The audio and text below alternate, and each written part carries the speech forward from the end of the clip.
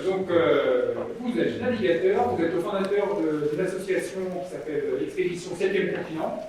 Vous n'êtes pas un anti-plastique acharné, pour autant, votre objectif, vous, c'est plus de plastique dans la mer.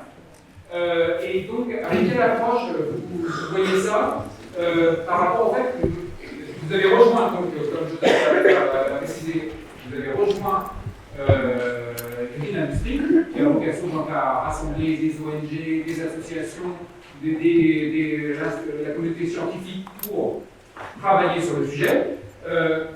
Il y a 10 ans, vous m'expliquez, quand on a préparé l'entretien, quand vous aviez tapé à la porte des industriels de l'emballage, vous fermez gentiment la porte, la donne a changé. Là, vous prenez la porte qui vous est ouverte. Avec quelle approche vous n'avez pas appréhendé le sujet?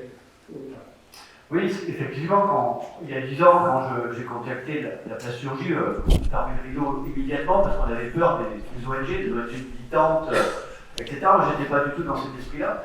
Et ce qui se passe aujourd'hui, le fait que voilà, on tombe sur des interdictions, on est au pied du mur, j'ai envie de dire c'est un peu à cause du monde de la plasturgie, puisqu'ils n'ont pas su prendre ce tournant quand il fallait prendre ce tournant. C'est vrai que le monde de la plasturgie a longtemps dormi sur un petit oreiller de $, on n'avait pas besoin de RD, on n'avait pas besoin de publicité, donc on gagnait facilement de l'argent. Là maintenant, le problème s'inverse, c'est-à-dire que là on commence à réduire la production de plastique, et là on commence à se dire, mince, si on veut exister dans 10 ans, là il faut qu'on prenne le tournant. Donc moi je suis ravi que la plasturgie, que je puisse adhérer à ce mouvement, parce qu'on a besoin de communiquer, on a besoin de se connaître, et effectivement, les interdictions qui tombent, moi, me font peur aussi, parce que les emplois derrière, il y a tout ça, donc il faut faire attention. Les décisions hâtives politiques, on en a connues précédemment, avec Ségolène Royal sur le sachet fragmentable, etc. Ça a été une vraie catastrophe. Donc des décisions hâtives comme ça, elles sont dangereuses pour l'environnement. Donc il faut qu'on apprenne à se connaître, qu'on connaisse les contraintes de chacun, nous on puisse expliquer le réel impact dans les océans, parce que je ne suis pas là pour vous faire peur, mais on a vraiment un problème avec le plastique dans les océans. Donc, si on continue à alimenter ces océans en plastique comme on le fait, c'est pas la faute des industriels, c'est la faute de tout le monde, on est tous concernés par la problématique. Il faut stopper cette arrivée de plastique dans les océans.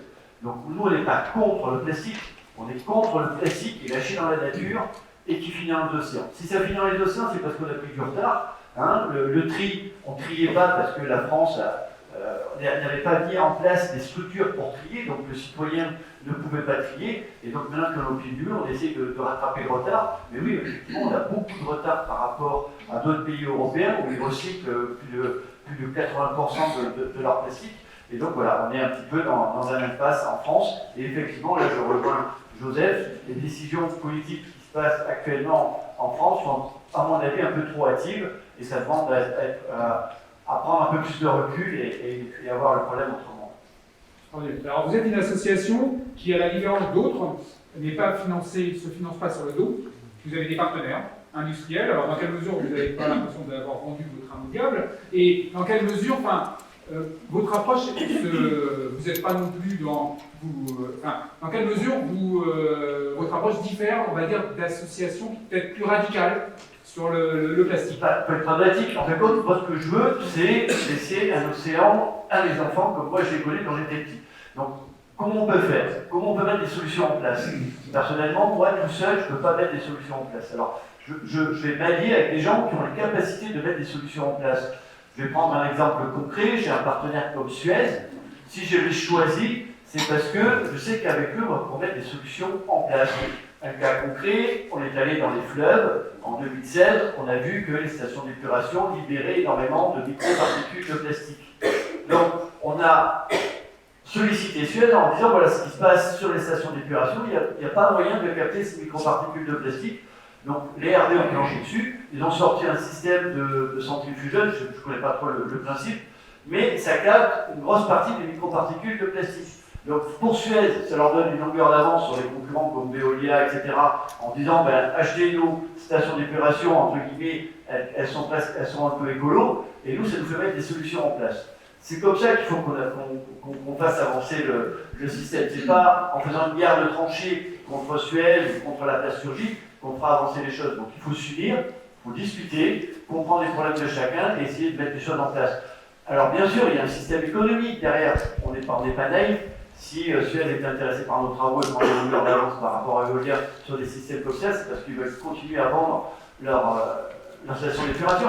On ne peut pas être naïf. Mais ce qu'il faut bien comprendre, c'est qu'à ce jour, on est au début d'une révolution environnementale. Vous la sentez peut-être pas, moi qui suis dans le milieu, je la sens.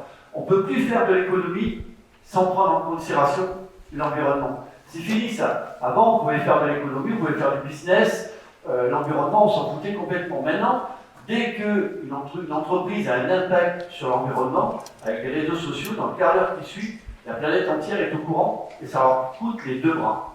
Donc, économie maintenant est très liée avec l'environnement et ça, il faut le saisir. Il faut qu'on continue à travailler ensemble. Voilà. Merci.